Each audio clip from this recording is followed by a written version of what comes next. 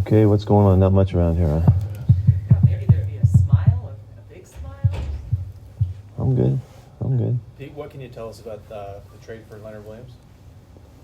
That it's not finalized yet until until he arrives, coming in probably by midday tomorrow, something like that. But it's what's reported is accurate, out there. What do you like about him? Oh man, everything. We watched him for a long time, and I've known of him for a good while, Trojan and all that, and he's a fantastic football player, and he's the kind of guy that can make a difference in games. He's really a nice player. How does his skill set complement what you already have on the line? Yeah, I think he's a little different. His style is different, and he's a classic three technique. He's been doing that for a long part of his career, and he's really good at it. And he's an all-around player. He's versatile, run and pass, rush the passer, and cause issues and problems for your opponent. He's a terrific kid. He's a leader and a competitor, and just the kind of guy that you're fortunate to have on your team. He's played multiple spots along the defensive line. Where do you like him best? What's his best fit? He can play anywhere, just like you said. He can play five technique. He can play three technique, and he plays on the center as well. He's done all of that, so he brings a lot of versatility. Did you feel depth was needed? Additional depth was needed up front? Just competing, just trying to get better. Just looking for a way to try to help us.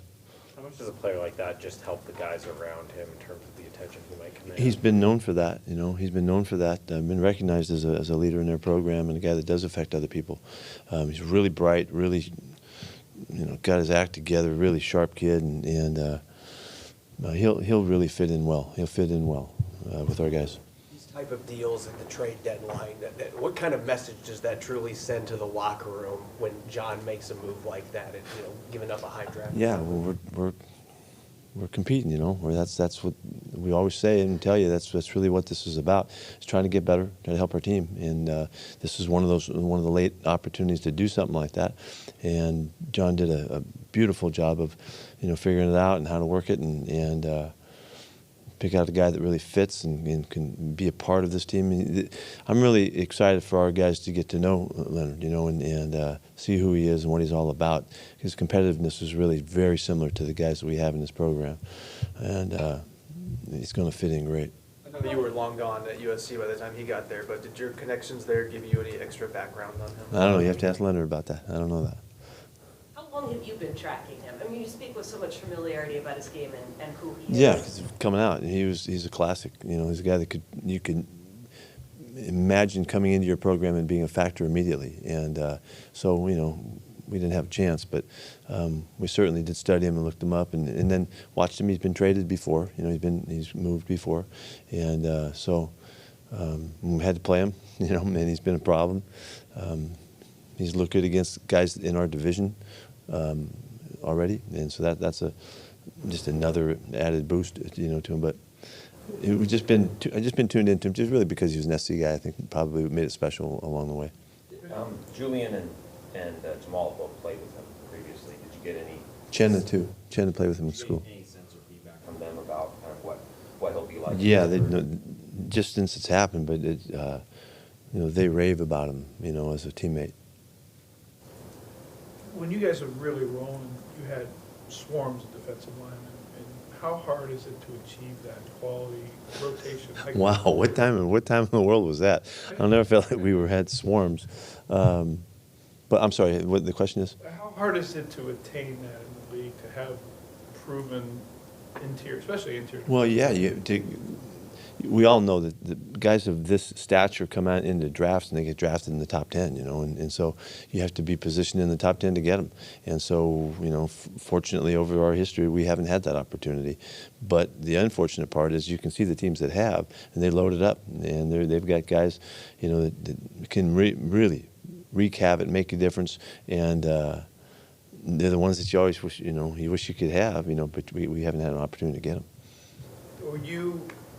Are you okay, well, I guess not, acquiring him, with the numbers, of playtime numbers with Reed and with Draymond Jones and your defensive line? Is that part Yeah, of the we're gonna continue to do our rotations and keep our guys fresh. We're trying to coach our guys for the long haul, and so we'll be, you'll see how we do it, but we're we're going to maintain the same approach and the same philosophy.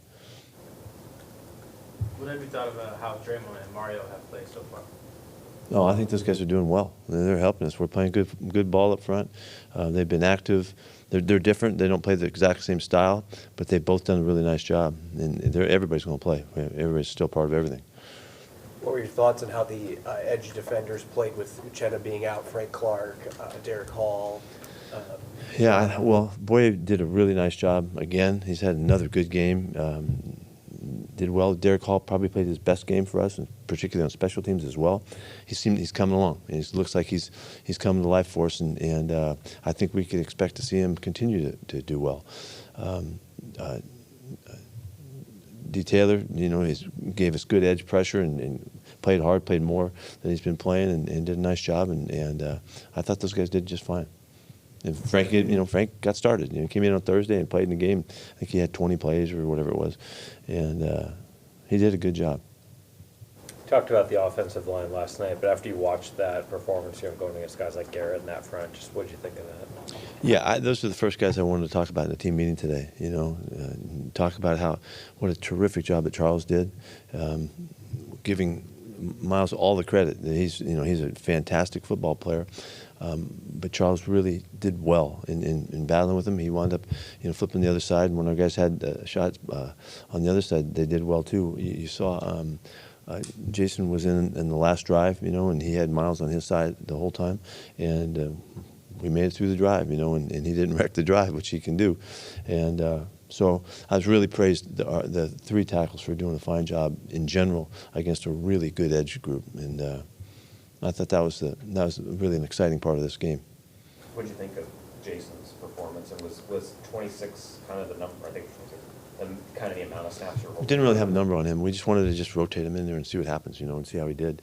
We haven't had a chance to see him, live yet, so that was, it was something I've been waiting for. He did very well. He moves very well.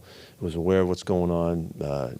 Worked well with AB on that side there, and he's gonna be able to play. He's gonna be able to play and help us. So there's a whole added dimension to Jason getting in the game. He's been there. He's been through it, and on the sidelines, in the huddle, breaking the huddle at the line of scrimmage, he's going to be a tremendous value to us, and so I'm excited about his ability to contribute to what we're doing. Do you want to continue that rotation at right tackle? We'll see. Don't know yet. With that rotation, is that something in the last few years philosophically that you've been more open to? Because last year you did that at the guard position too, and continuity is such a big thing with the offense. Yeah, we're trying to get out of that thought that you can't rotate offensive linemen. We're just trying to grow through that, because why is that? We rotate guys everywhere, and particularly guys that have earned their way and they're worthy of being out there. They deserve to play, and it makes us better if they do play. Just as you go down the road and you need guys. It's worked out for us the entire first part of this season. Everybody's played. I mean, everybody's played. And all the rotations and all of that. And I don't think I no longer will ascribe to the thought that you can't rotate offensive linemen. We've already proven that, so it's a good part of our thought process. I think it helps us. How are Phil and Abe doing? Phil should be back this week. He should be ready to go. Abe is not ready yet. With Peters, you knew that you were getting a veteran presence, but is there anything surprising or unusual about how gracious he has been with his time and his teaching and the way he's accepted so many? Yeah, he's over the top, Jen. I mean, he's a fantastic guy with our guys. I mean, he's willing right from the day one when he walked out. He was standing with guys and talking about stuff and sharing his experiences. He's very open to do that, and that's a really, I think, a significant strength that he brings us. That he's willing to be a part of it, and he's got good observations and perspective. He's got good sense for what's going on. He's helping. Has there been a setback with Abe at all? What's kind of the timeline with him and how he's No, working? it's just been real sensitive to him. He's running and he's doing stuff. He's still uncomfortable with it. It still bothers him.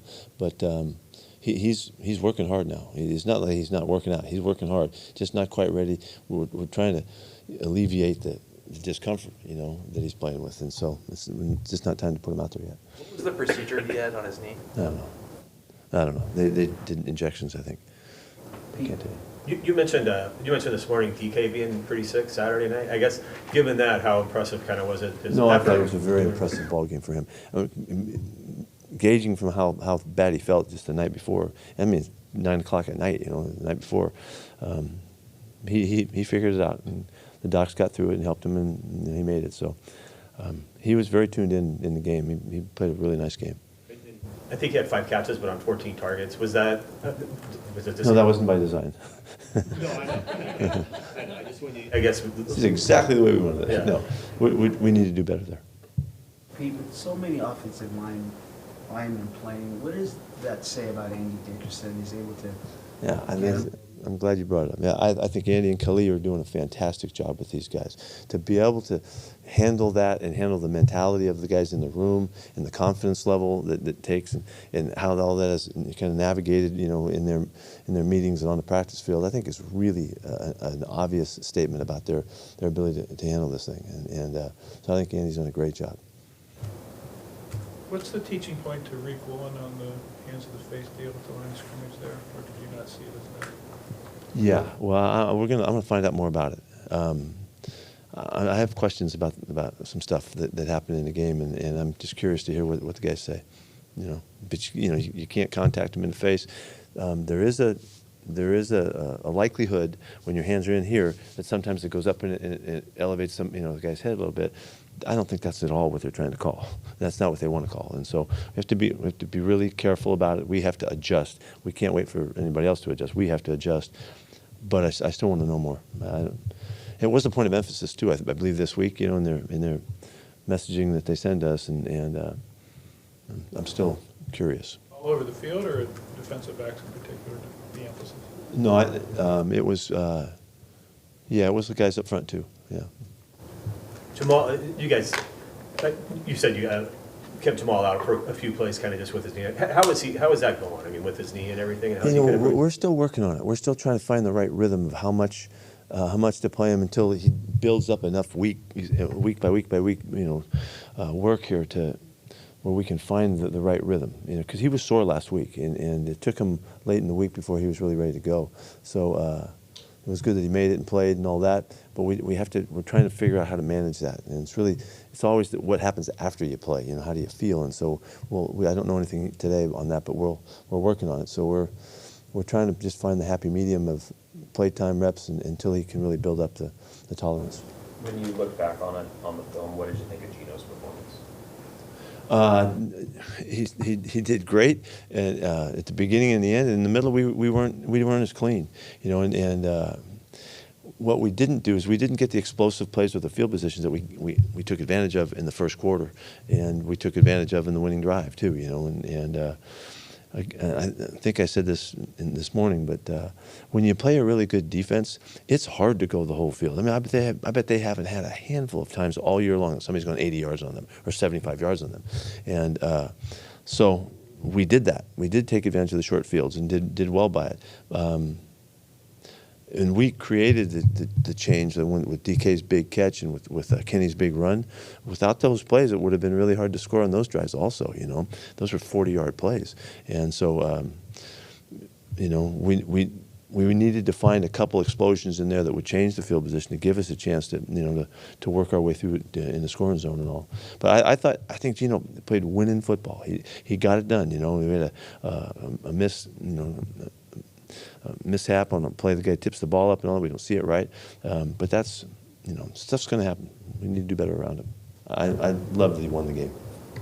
Devin Bush was active yesterday. What did you like about his skill set or how he fit in yesterday? Yeah, he deserves the chance to get out there, and he kind of got stuck there. Guys have been really healthy, and he hasn't got his opportunity, and so I wanted to give him a chance and take part in special teams and do a little bit of that stuff. And he backs up 3 spots for us, so he's got a good role in that regard. I wish he could get more playtime. We just haven't been able to get that done yet. So no offense, run after catch ability show. Again, he's done that a couple times this year. What has. Jumps out about that? Yeah, he's hard to tackle. He did it in Denver also. There was a couple big plays in Denver, like big plays, like 70-yard plays that he had. Similar, they look just the same. He just kind of runs through guys and he doesn't go down. He's fast and he's big enough that it's hard to knock him down. He obviously has really good balance too because he's been able to stay alive. I remember on the sidelines how well he did that a couple weeks ago. he's a factor. And so just wish we could get to him more. How did Ken and Zach make it out of the game? Good, well, yeah, they made it out well. They're both ready to go again. We were very fortunate this week. We made it through pretty clean. Was there anything to going to Zach and then in the fourth quarter over Ken and over DJ? No, it was just kind of, he hadn't had a lot of opportunities. We just want to make sure that he played and got a chance to contribute. And when he did well, we stayed with it. We didn't feel like we needed to roll him out of there. He looked very good at the end of the game. He blocking in and running the football. So we're very fortunate to have both those guys going at it right now and just keep it going. What makes Zach Charbonnet so efficient in his play and execution of it? Why? Yeah. He gets it, the game comes easy to him. He understands. He's really disciplined. Very accountable kid. I mean, when you tell him something, he does it as close to exactly the way you tell him, and he's able to, adapt in the flow of things and come up with the right choices and decisions to make things work out. It's hard for a young guy to do the blitz pickup and the pass protection stuff. He hasn't had a problem with it at all, and he's physical enough to take care of it. So he just offers us kind of really a full-bodied guy. He can do it. He can run. He can catch it. He can block, and he's been very effective on special teams as well. He's done a nice job on the punt team and done some really good things for us. So he's an all-around player that we really trust, and he's given us all the reason to do that. The word accountable, can you say that all your pups, as you've called them, seems like all your rookie players seem to be accountable for who they are and what they are? We're really fortunate to be able to say that. Now, honestly, it's not always like that with young guys. You don't have the opportunity to sense them, or there's not enough information. You can't really tell. These guys have all shown us, quickly that they are the guys that you can give responsibility to, and they'll hold their end of it, and they'll come through, and we believe in them and trust them, and we're just. It's fortunate that we've hit such a high number of them in the last couple of years, and it's working out. Pass protection stuff for running backs. Do you feel like backs are coming into the league a little bit more well prepared to handle that because of the fact college teams are throwing the football more? It would make sense that way. It would make sense that because there is so much passing game in college football. I don't really know that's true though. They have a lot of experience, but more so. But we still feel like, for the most part, we have to teach the guys, the real technique and the tactical part of how you position your body and do the block and the physical part of it. But in this case, he came from a great program this last year, with Chip, and he knows his stuff. I'm talking about Zach again here. How do you balance the short-term value of getting a guy like Leonard versus also the long-term? Generally, really well. I think I'm hoping this time as well. Also. I don't even have a clue what you asked me. I'm sorry, I'm screwing around. As a coach, but who also has some personnel, how do you balance the short-term value of getting a guy like Leonard versus also the long-term sacrifice of giving a valuable draft pick in the second round of the next year? Yeah, that's the choice. How do you make that choice, and when do you do it, and how do you gauge the pluses and the minuses? And we thought this was one of those situations where we get a rare player, and he's young enough. Hopefully we can have a chance to get him back again, and it could be a big factor. This kind of a choice, reminds us that we don't have these options very often to get a player like that. So when you get a player that is that obviously at the really the head of his class, and we'd like to take a shot at it when we can. So we're battling, I hope it works out right. We'll find out. We've had some really good number twos in the last few years, and so we realize that there's a player. We look at it like, okay, that could be that guy, it could be that guy, so we know we're giving up something. Does having an extra 3 next year help with that Yes, decision? I appreciate you bringing that up. The 3 that we got in the Denver deal is a factor for us. We know that's there. So that's a positive part of this. Pete, you guys have been near the top of the league in penalties taken so far this year. What is your kind of thought on how you guys have handled that, the penalties you have taken, where it kind of sits for you guys? Well, we generally like to lead in all categories, but this isn't one of them. We continue to find our way to 6, 7, 8 penalties a game, and we got to get out of it. We got to catch up. And the most crucial ones, as you were saying taken, I think you meant we were getting called. Yeah, the crucial situations are the third downs. You know, you saw the big fourth down one call. It was a huge penalty. It's a huge penalty, and because we're off the field and all that. Those are the kinds of things we have to avoid. You know, we just had some crucial ones in tough situations, and when you extend the drive, it's almost like it's a turnover for them. You know, and certainly we are in control of how we place our hands, so we have to do a better job of it. I'm just trying to get out of the cellar on this thing. I'm not trying to be the best in the league right now. I just like to kind of creep out of the cellar. You know, I think we're like 28th or something right now, and so we're shooting for, you know, get out of the 20s right now. Just small increments of improvement. Anything else? Thank you.